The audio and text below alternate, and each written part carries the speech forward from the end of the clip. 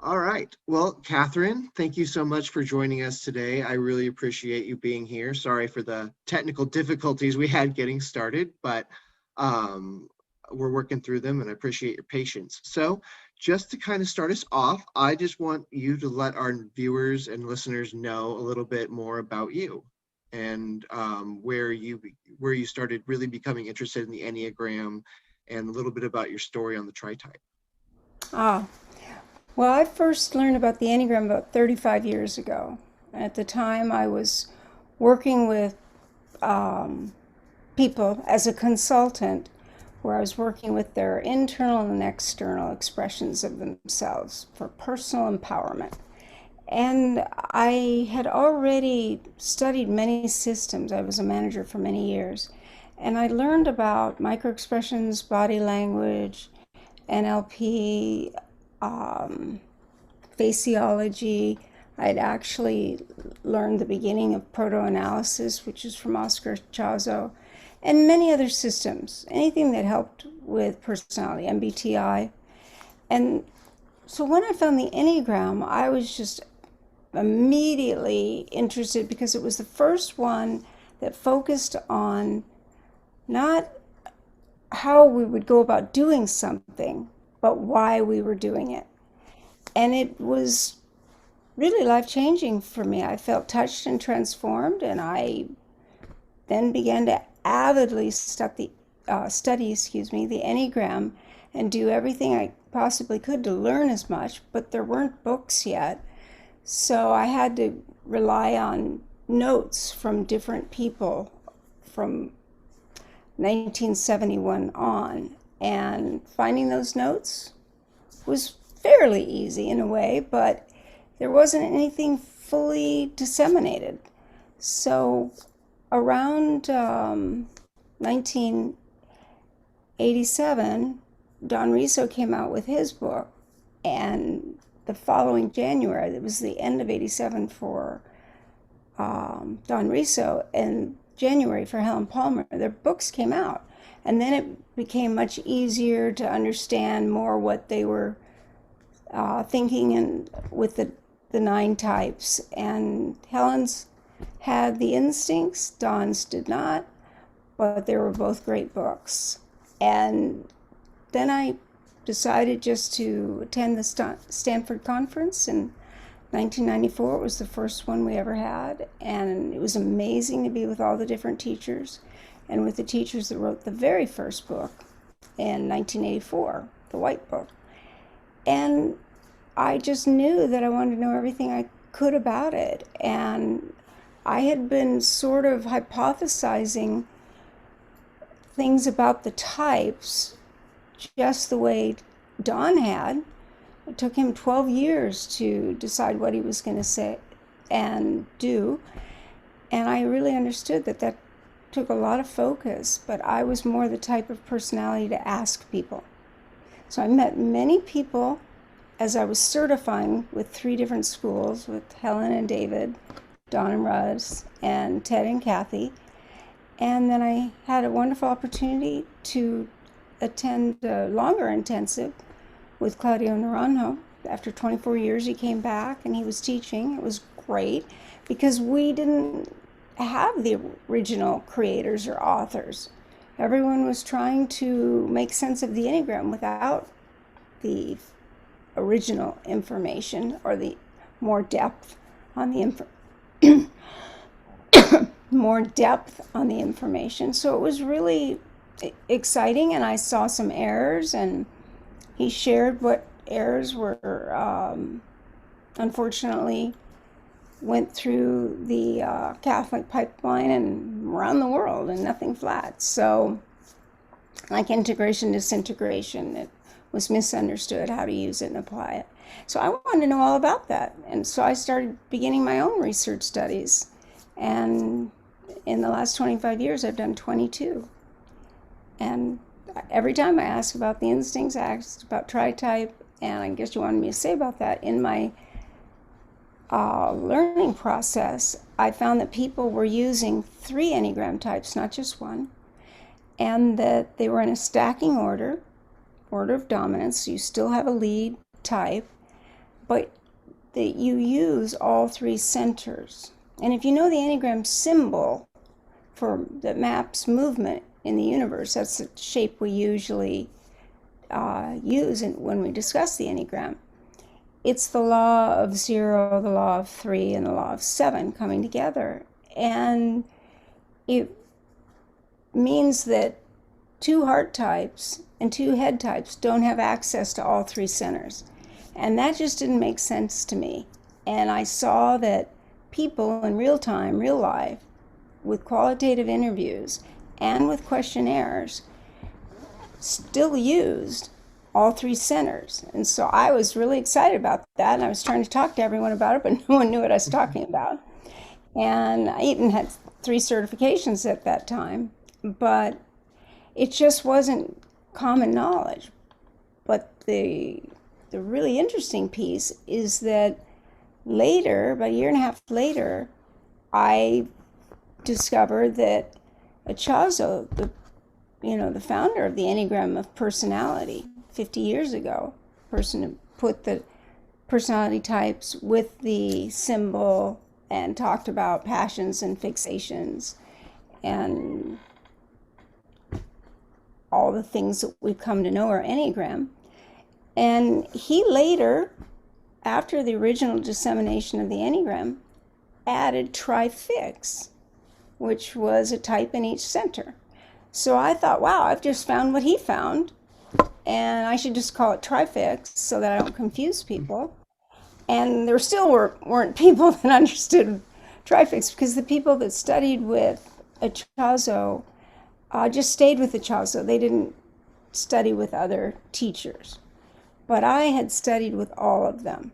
So then I knew where things came from. I knew who created what and when, and it really helped fill in gaps. And I could go on forever, but Tritype is what came into being when I was approached by the Eurekans, which were the foundation that was built based on Ichazo's work, when they thanked me so much for giving him attribution and the way I'd always honored him, but that they felt I had popularized it more on the internet than he had, because he didn't use it. And it was a time of change.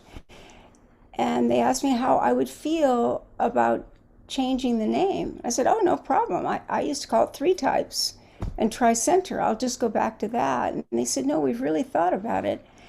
And Ichazo only does the fixations. That's why it's Trifix. And they said, but you use the whole type and the dynamics of the type. What if you called it Tritype? And then you should register it. And then if I was going to surrender the name to them, which of course I did immediately, then they could trademark Trifix. So it all worked out beautifully. Mm-hmm. Because everything that had been written by me, but people thought it came from Ichazo. But he was not writing. He was not disseminating that kind of information. So when we're talking about the Tritype, and I was thinking about this after our coaching session the other night, and it's something that I've been really curious about. Since we have a main type in each of the 3 centers, one is obviously our most predominant type, and then secondary and tertiary. So does that also mean that we deal with the wings of each of those original types? Yes, if something's true for the basic, any basic aspect of the Enneagram, it's always true for every other aspect of the Enneagram. So you have your type and 2 wings. You have 3 instincts. You have your type and 2 lines of connection. Everything falls into a pattern of 3. Ichazo's word was trilectic. He coined that term to think in terms of the active force, the opposing force, and the neutralizing force. And in every case, if it's not a pattern of 3, it doesn't work with the Enneagram. Everything has to be able to be taken down to 3, multiples of 3. Now you are the developer of the Tritype, or one of them. So I'm sure you're going to have a I created Tritype. you're okay. So you are the sole creator of the Tritype. For some reason, Right. I thought you and Ichazo were No, part of the. he totally separate from one another. We started teaching the same principle. And see, that's what's beautiful about the Enneagram is people can come in and they'll see a pattern or they'll see something and they'll say, does anybody know about this? And a lot of times people will send them to me because I've done so much research on the subject. And someone else found it too. And it's very meaningful, like the Enneagram of process, going around the circle. I found that too. Then I went to Naranjo's training. He talked about it. So generally, if you study something long enough, you're going to see secondary patterns, tertiary patterns. And that's what happened. Is we both saw that all the types needed access to all three centers. And that's the way Gurdjieff had used the Enneagram, that you used all three centers. Now, Ichazo calls them triads, but yeah. So Tritype came into being when I changed it over after about 11 years or something like that, when Erika wanted to trademark the term. Okay.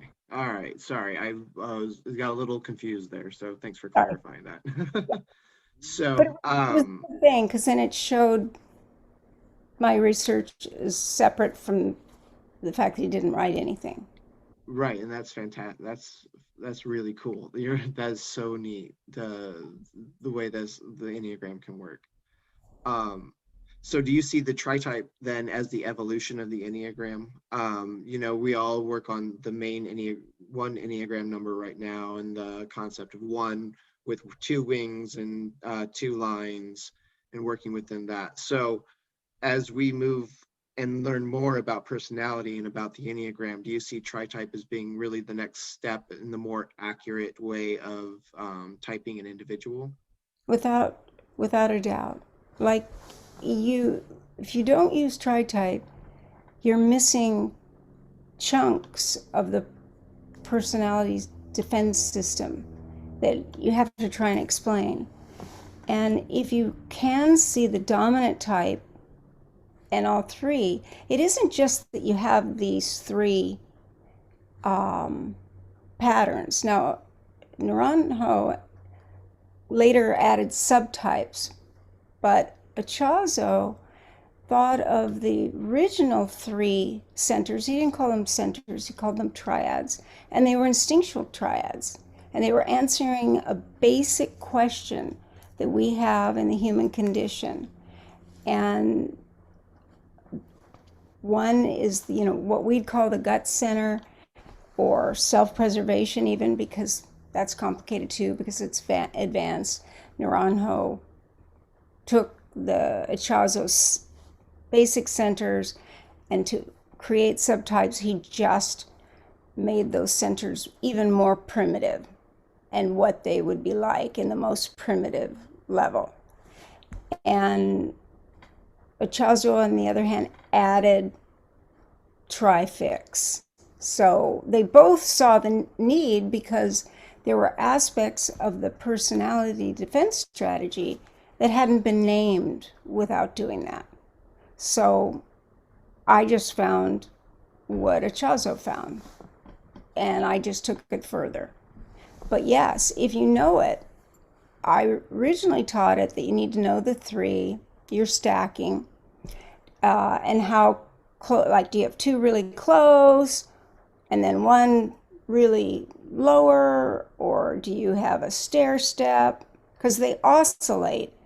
It's not like we stop and say, oh, I'm going to move to 5. Now I'm going to move to 7. It's literally happening on a continuous basis. There is a stacking order, And you need to find out which one is running the show. And sometimes that can be confusing, especially for 6s and 9s, because they identify with another type. So that my main journey in the last 5 years, and I'll continue to do so, is to help 6s find that they're 6s early on in the journey. But And you can that's see it. and that's what you did with me the other night. I've been testing a type 5, and we worked through the tritype, and it turns out I'm closer to a 6. And excuse me, I've been doing a lot of reading on that, and I'm like, oh well, all right, yeah, I can see the point. Okay, Catherine's right. Of course, Catherine's right, but um, I love that your heart is so open for people that really want to find their type, that you have such a passion and a calling for helping people. I think as coaches, that's what we all want to do. And so my podcast so far, this series, we're doing relationships. And so I wanted to kind of talk and pick your brain a little bit about it, on the communication and online dating.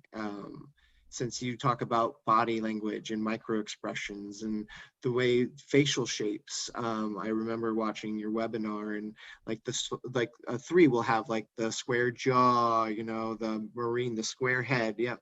Yeah. The more blocky, solid.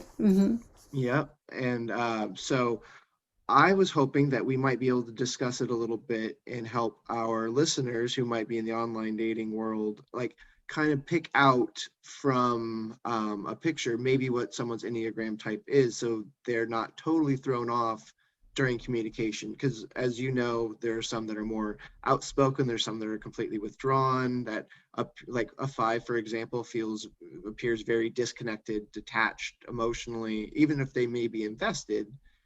The way they communicate isn't going to look that way, right? So They're um getting more held in, pulled in.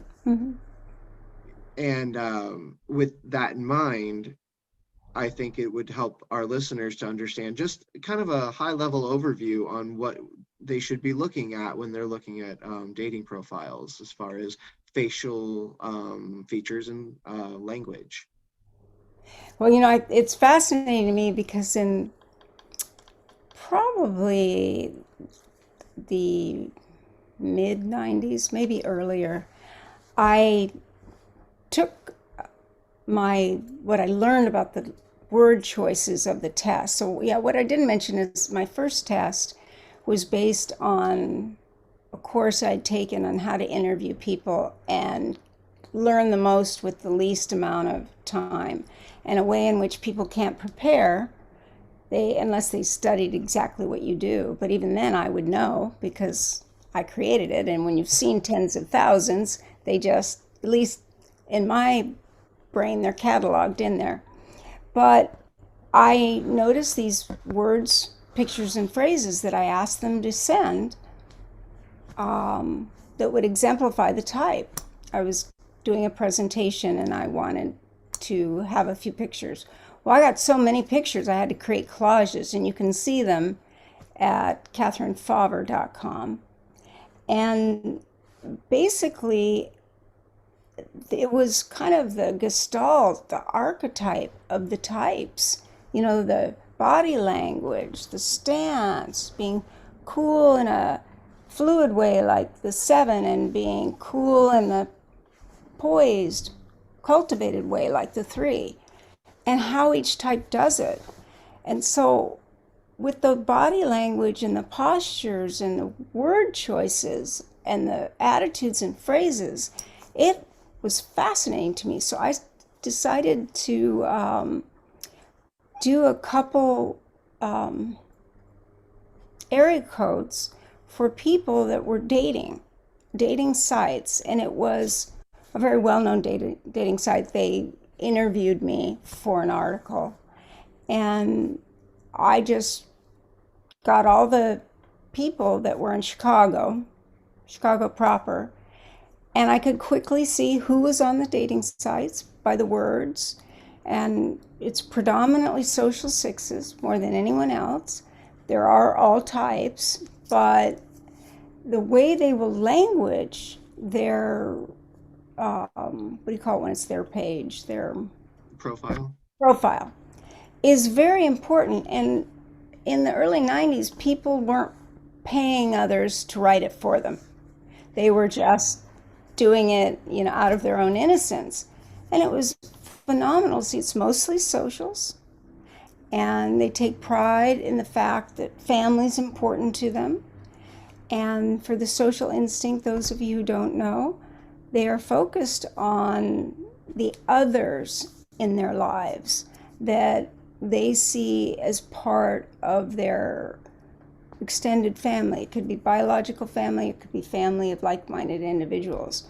But there are one of three ways you run this more primal defense strategy, and it can be with people or being on your own, just taking care of your own stuff and having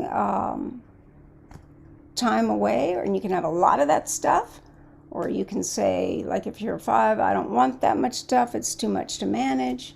But if you're an 8, self-pres 8, you might just have a whole storehouse of extra stuff for an emergency. And then the one that is wants twinning. They want to find their twin wherever they go, whatever they do. The person that matches them the most. The person they can be themselves with, or at least more than others.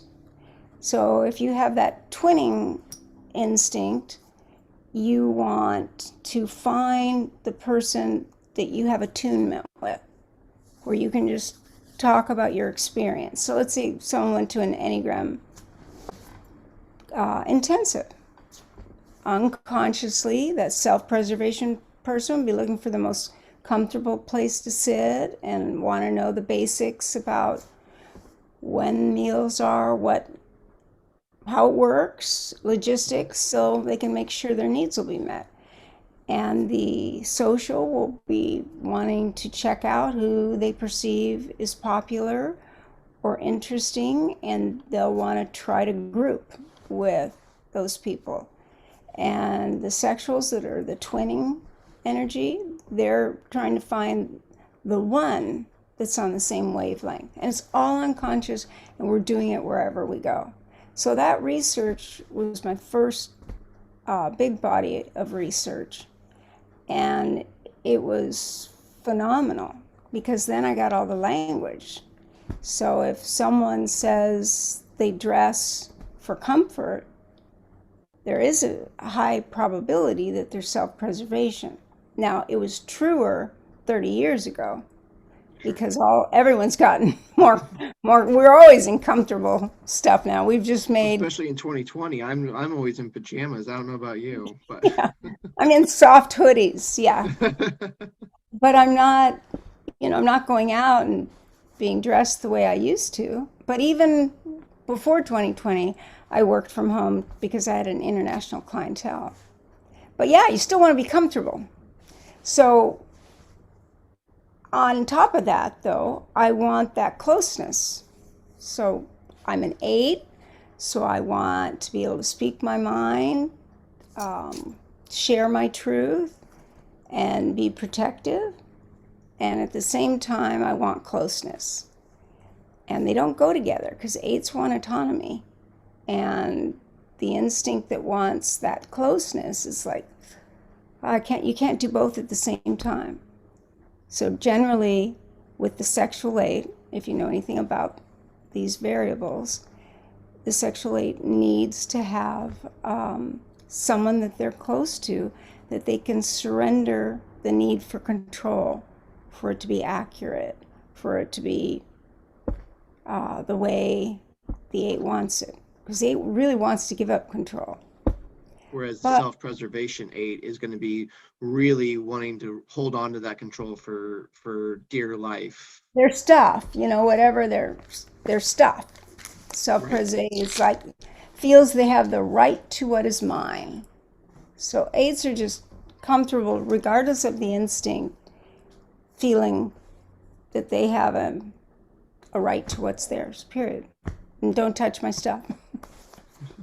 Now, when you're looking at these profiles, You were saying in the 90s you could really pick it up. So what way do you see language has changed, and what should people be more mindful of now as far as looking for how an Enneagram type would describe themselves in a dating profile?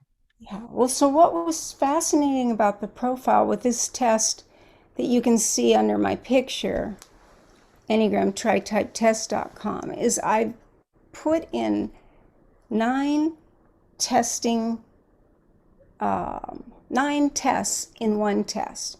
And what it does is it draws on what people will say about themselves, not what we say about the types. That's a different thing. But when the types are writing their own words and phrases, is where I learned so much. Like learning the word tasteful for type 4 came from those questionnaires, and that it was really important for them to be accomplished, not achieving go-getters like the 3, but accomplished, elegant examples of the ideal with ideal circumstances.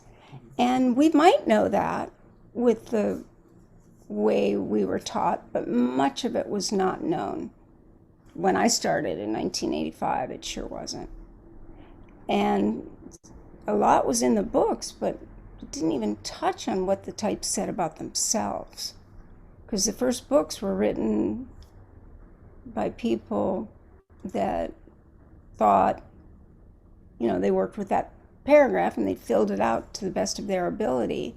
And So it because they certainly were worked. typing them, in other words, where what we something that we really like caution against now, they were all in about then. But I disagree. What happened is that there's I would caution people against having someone that isn't qualified typing them. Okay. Just like anything else in life, you want to go to someone that has the actual experience and has done more than read a book or books. They've been exposed to people with their types and their instincts playing out and accurately typed. So I think people need guidance because we don't know what we don't know. We do not have a 360-degree understanding of ourselves. There are whole parts of who we are that we're not aware of. And it takes someone that you trust that can help you see it. And then you will see it.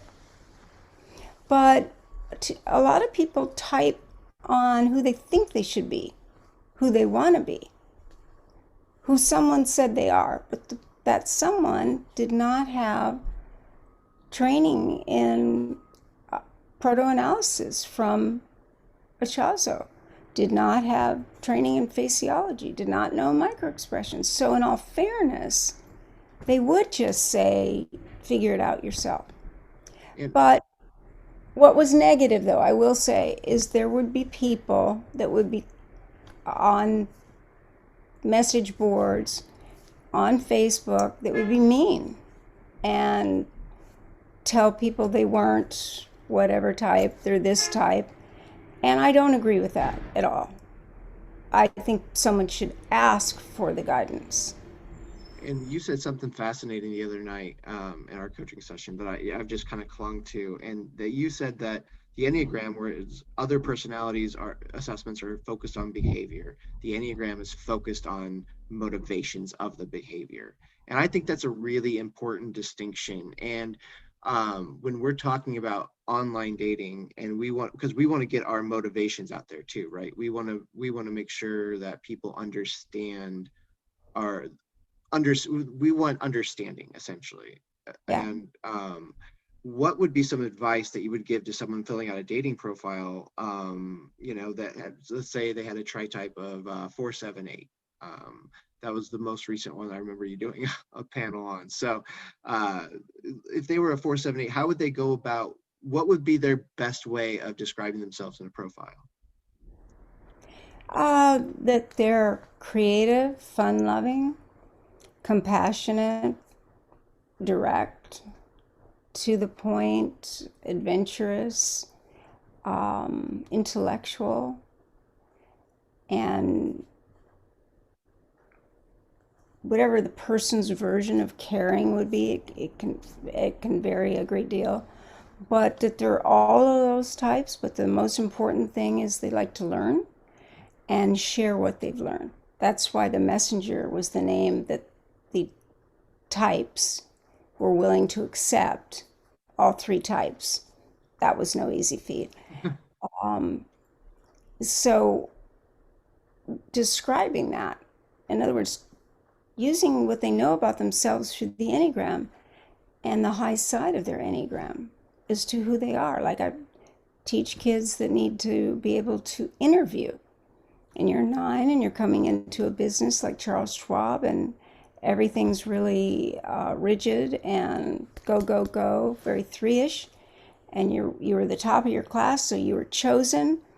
But then within 6 months, they want to re-educate you and you didn't fit. And what happens is, and I had to do this for many people, because in Menlo Park, I'm very near Charles Schwab, and then they would just pay me to re-educate them, teach them about their type, and teach them how to look for a job or be hired for who they were. And I had to teach Charles Schwab, too, that every type can be intelligent. They're just going to do it in a different way. And so by teaching both sides of it, like, okay, the 9 can be laid back, but that doesn't mean they're lazy. It means that they're waiting, they're listening to everybody else, they're good listeners, and then when they're asked, they'll give their opinion. But otherwise, they'll just think it. And that's what seemed like they weren't doing their job. But actually, if they were asked, they had incredible feedback. So teaching the 9 to say it and teaching the business to know how to ask for it so you get the best out of each type is phenomenal. And so in the dating, you'd want to do the same thing. You want to not say you're a go-getter when you're someone that can be very kicked back and enjoy the simple things in life and the outdoors and whatever you like. But don't try to act like a 3 when you're not. I'm sorry. This is live, everyone. This is what's up, buddy? Okay, thank you.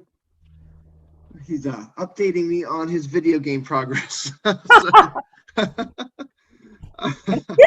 glad he's doing well. Yeah. Anyway, so like you said, like you don't want to say you're a go-getter when you're a very laid-back person. So back to being able to kind of understand what the kind of type would look like, maybe not type them completely, obviously, since they're not experts, but have a general idea enough. What would be a good strategy then when you read that type to engage with that type? With any, so we'll go with the 4, 7, 8 again, for example. So a good way to engage with them. If I'm looking at a profile of a 478, I would want to ask them what are the things they like to do that they wouldn't ordinarily put on a dating site. Because 478s have a very diverse, it's the creative type of each center. So they need creating as a way of life. Even if it's creating a test, it's artistic in a way, but you don't have to be a full-fledged artist, but an artistic eye.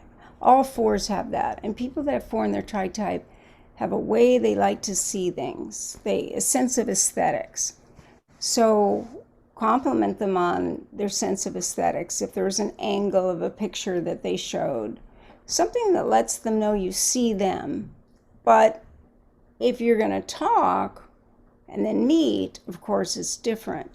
And know that most of the people that are going to engage are the social 6s who want to be friendly, they want to be the fan, they want to show you pictures of all their friends. and their dog and their family and family events. And they, to engage with them would be to ask them more about their family, because that's what means everything to them. And if it's one child or 15 children or no children, you're an aunt or an uncle, it still touches the six to have people know their family. And the ones, if when you meet the ones in person now, and if the one is a little upright and straightening things, it's not that they're being negatively judgmental. They're just doing the human judging that we do and appraising the person, which would be the person who saw them on Facebook. And it's very easy to feel like the one is looking down on you and finding you less than. But they're just in appraisal mode, like an eagle or a hawk. It's like zeroing in. And they use language, what is right, what is moral, what one should do. So if those things are important to you, that's a good match, because ones work hard. They do what they say they'll do, and they try to uphold the standards, whether it's their standards, their family standards, their company standards, their partner standards. It's all in upholding that and doing what a good person does. Whereas the two says, I'm a good person. I know how to handle this situation. In fact, I know more about you than you. I know what's good for you. And that's because I'm a fundamentally good person. So I can see what you need. I can get what you need. I have an abundance of goodwill. And I'm a two, I'm going to be welcoming. I'm probably going to be initiating the conversation, because the two feels very at ease moving towards people more than any other type. Whereas the three, the two will be talking about the things that they do that are admirable.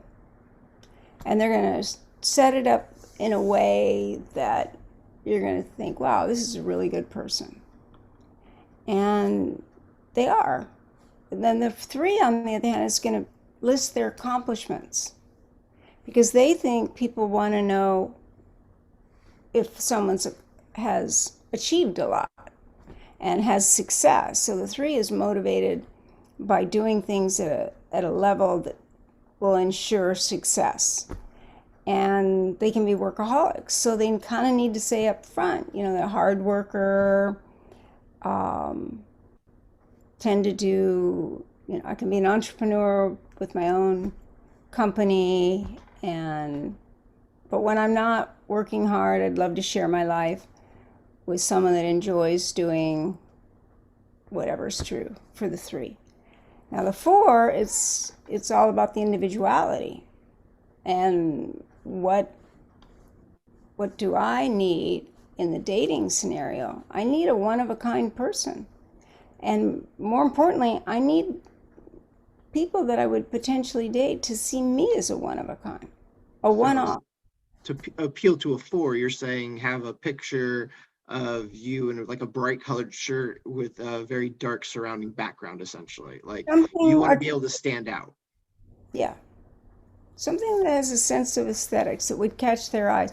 Now, what's interesting is threes for years have had like shoes, belts, and watches be the symbol of success. And a gold watch was the biggest deal of that. And then there are a lot more designer watches, and there was more variety.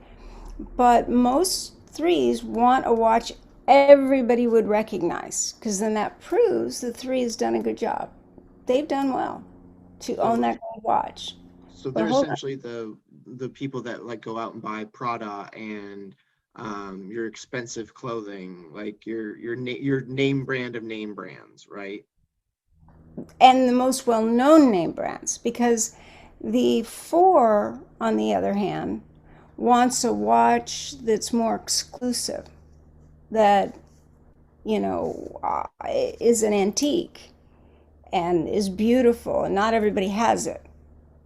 See, if it's a Rolex, everybody has that, and threes like it because then everybody knows it's a good watch. But the four likes it to be something a little different, like not to know, like a good looking watch, but it's not common. So four is a And hipster, is what I'm is essentially well, what I'm hearing. the seven, yeah, they're more coffee talk. And I don't mean the coffee talk like two mothers talk. I'm talking about people that go to a movie and then discuss it, and they're kind of artful. They have things from, they might dress like the 50s or the 60s. They have their own look. They Mhm. create their own look. Now, sevens can do that too. And sevens for sure are the hipsters because they're current, they're trendy, they're now. What makes them happy is the new and the changing and the novel. Whereas the four wants those things to become a more complete individual, to have their persona more anchored. Whereas the seven could say, yeah, I used to like that stuff. Now I like this. Now I'm into um, mid-century modern. So And they move with the trends. The fours move with the trends. The four or the sevens move with the trends. The fours want us are really more like vintage or individualistic. yeah, must be individualistic. And so obviously they're going to naturally put a picture that makes them look individualistic. And that's good and bad. It's good from the standpoint that people who like individuals, it will stand out. But people like sixes that want to know that you can kind of go anywhere, like to their family, they want to see a variety of clothes, knowing that you could fit in more places. So all these things are unconscious, but we can shape the our site to match what we want most. And speak about the high side of our tritype and the high side of our instinctual stacking and what happens when they come together. The subtype, where it's your instinctual type with your lead Enneagram type creates a type unto itself. And the same with the three types and the tritype. It creates a very specific point of view.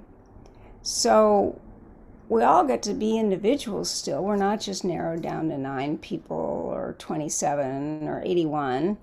There are many variables all the way out. And what's so great about the Enneagram is you can look at it as a simple, meaningful tool, or you can study it for years and years and years and see more and more and more.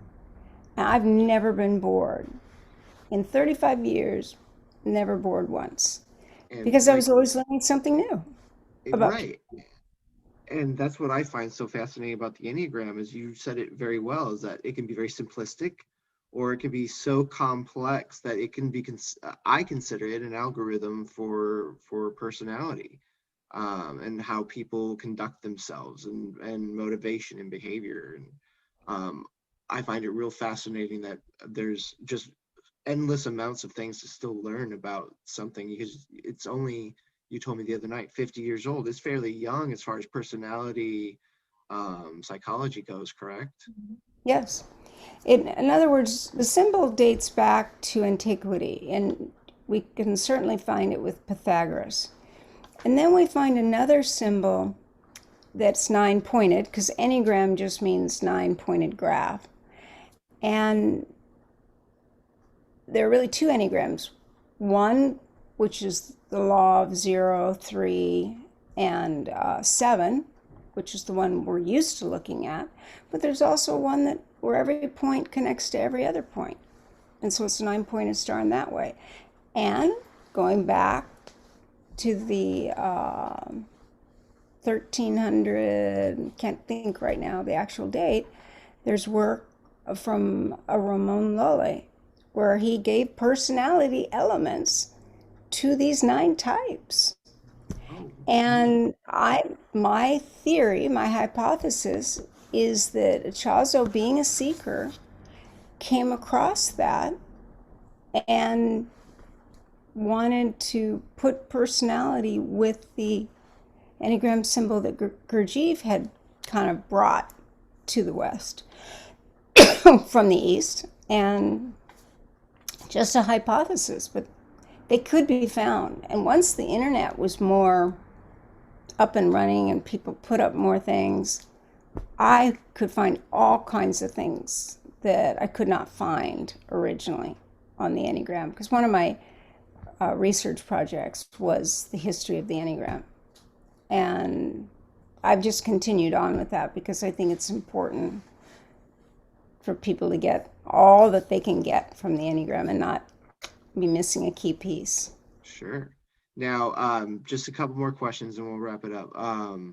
So the first question I want to talk about is in the dating profiles again.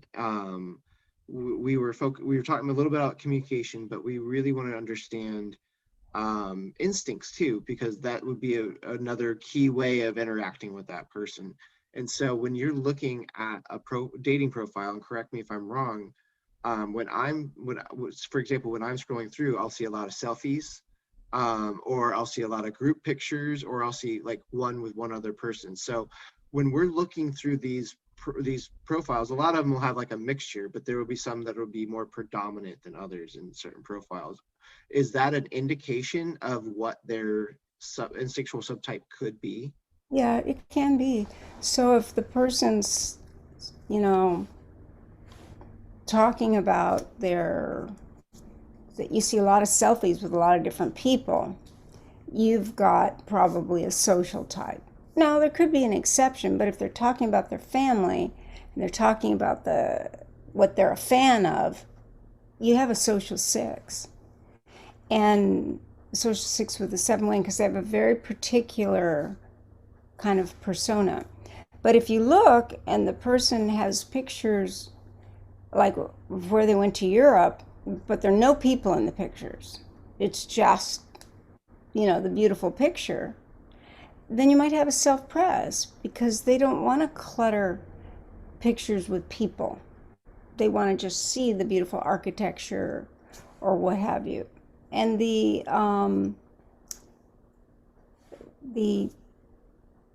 sexual, the twinning instinct, you'll see them with people very close. It could be a friend, it could be a family member, but you see the closeness. It's markedly close. And you might even have to say, oh, is this the girlfriend or a friend? Because if they're close to someone, they're close. I mean, they're seeking closeness. So it's like procreation of wanting to be close enough to influence that person. And it's just something you can see.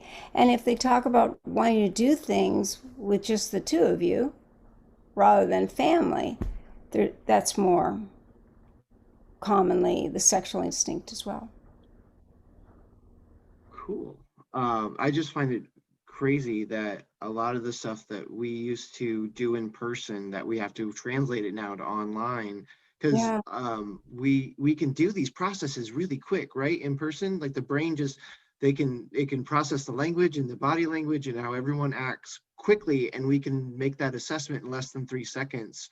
Whereas now we have to really dig into what these pictures and the meaning of them and the way they carry themselves. And as someone who understands the spiritual nature of, of the universe, I wanted to talk to you a little bit about this because a friend of mine and I were talking. We believe that through cell phone dating, you can still pick up on a person's energy, and kind of their this a sense of them and who they are. like a feeling, like the energy literally radiates to you. Is that something that you've found, or is that something that No. are we kind of off on this? No, I think there are some people that really can read other people, and then there are those that can't. But it is something that can be taught, and we can learn it. Like, I wasn't just born reading micro expressions. I mean, we all are because we looked at our parents, we needed to know whether we felt safe. But once I really studied micro expressions, I then knew everybody's truer emotion. And we all disguise emotions. So we can learn. Yeah, we can learn if that person's open-minded, if they're anxious. We won't know why they're doing what they're doing, but we will certainly see behaviors that could indicate certain things because people put into their dating site what they want people to see. So also what's not there is just as important as what is there. The negative Interesting. space is a full space like a black hole. It's not empty. So when we're looking at dating profiles, we shouldn't just be looking at how they talk. We should be looking at what they're not saying.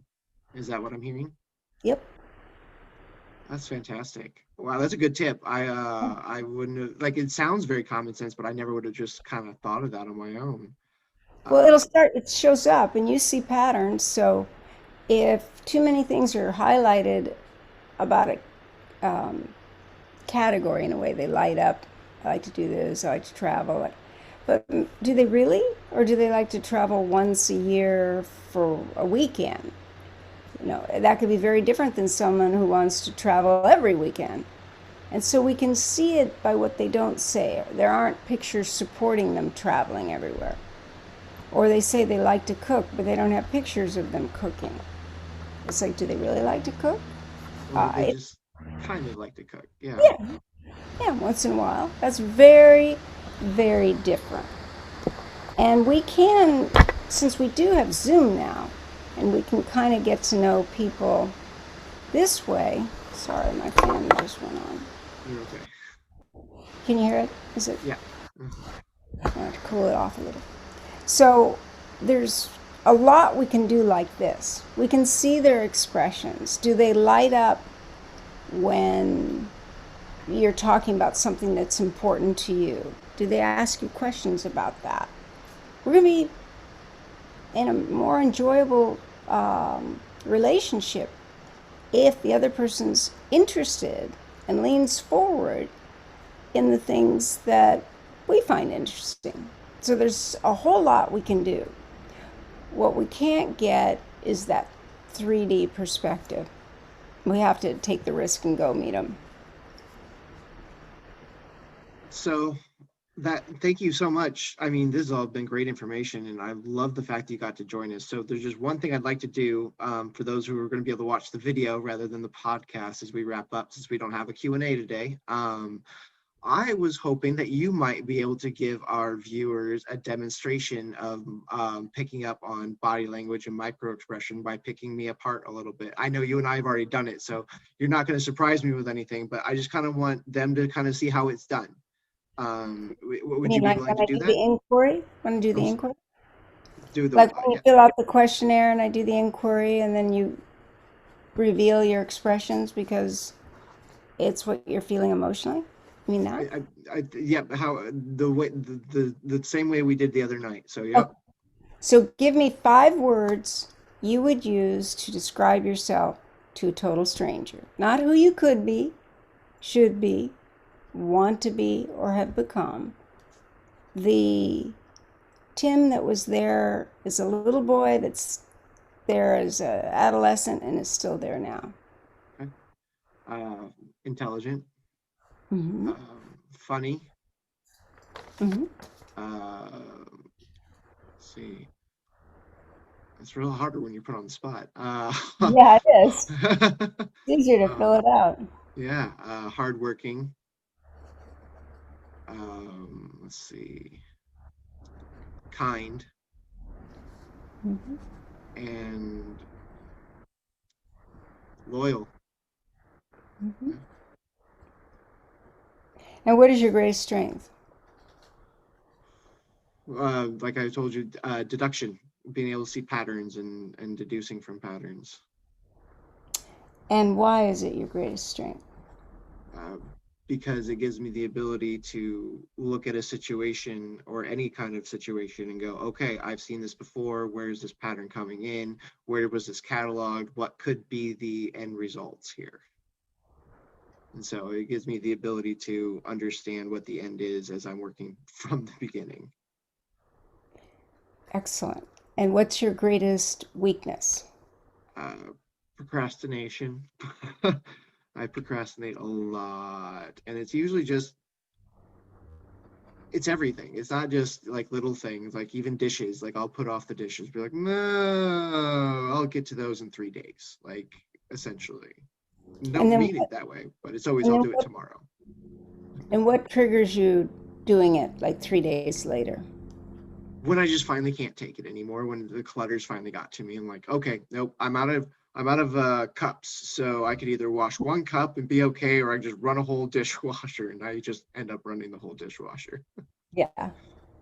And how has procrastination hurt you in your life? A lot of times it puts me right at a deadline. I'm a deadline person. I think it's more of survival instinct than a innate instinct for me. Just I don't know. As a journalist, I was always on deadline, so it was always easier for me to focus when I'm under the gun. Does that make sense? Hmm. Yeah, it's a whole field based on acting in the moment Yep. and being able to articulate something in a meaningful way quickly, rapidly, not slow paced. People don't do real well in journalism. Oh, But and people slow who say, paced hey, people. hmm? So I had this guy I used to work with at Cerner. He's such a good guy. He's a pastor out here in Leavenworth, Kansas, and so nice, but he is very slow and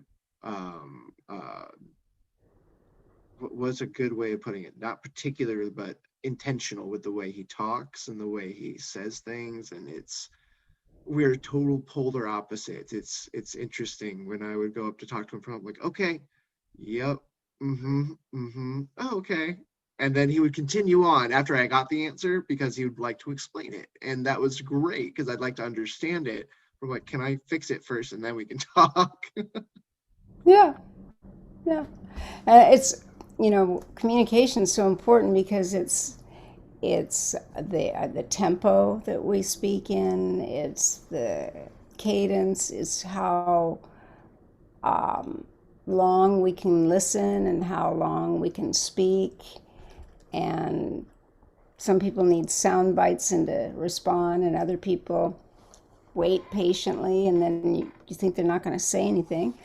And then when they start answering, they just keep talking. Then you don't know when they're going to stop. And there's everything in between. And those are important things for dating too, is understanding those differences and that it has nothing to do with intelligence or um, capacities. It's just different. Right. Like some people are redheads and some people have brown hair. It's just that simple. It's like the Seinfeld, the close talkers. Yeah, yeah. Yes, Seinfeld always had some funny stuff. So now, then I always ask, like, what's your definition of kind? Someone who treats others well, like with respect and dignity, and will do something for somebody else. Like you see the people on the corner, they're the people that'll give them just the dollar if they had it in their wallet and move on, Hmm. regardless of why.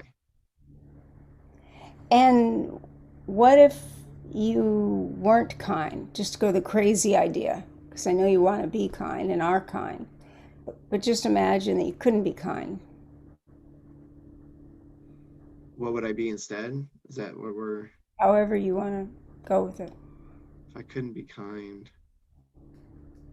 Like, oh, so let me make sure I understand the question. Were we trying to say, are we trying to get the opposite out of it? Like, what do I do in the opposite situation? Or are we trying to get, like, if you're not kind, what can you do instead? See, this is wonderful because you just clarified the way a six does. Six wants to know the situation. And the way this questioning is set up is very deliberately ambiguous. So the six really, well, wait, do you mean like this or like this or like this? Just choose one of the ideas you had and answer. Okay. If I weren't kind, I'd be friendly, Okay. And if you couldn't be friendly, um, direct. and if you couldn't be direct, I'd be kind of standoffish, just kind of in the background observing. and if you're standoffish, I'm just watching what's going on and trying to understand like the situation I'm in and how it's working, and and you don't understand, I don't understand it. and you're stuck in it, That'll frustrate me. That'll make me angry because well, I not knowing drives me insane. Like yeah, I always tell everyone it's the Sheldon from the Big Bang Theory when he's talking to Leonard about the furry sweater that he makes him wear for few days. He's like, the itch that you had on that's that. When I don't know something, it's an itch in the back of my head. It's just like that sweater. It just drives me nuts until I figure it out. right. And then what kind of person would you be if you didn't know and you were standoffish and you were frustrated Kind of and angry, lost. lost? I'd be And kind of lost. and if you were lost, Um, wow, you just made your point. I would have to go talk to other people and kind of figure out where I'm at and who I'm at, and yep. yeah, yeah. I So wouldn't.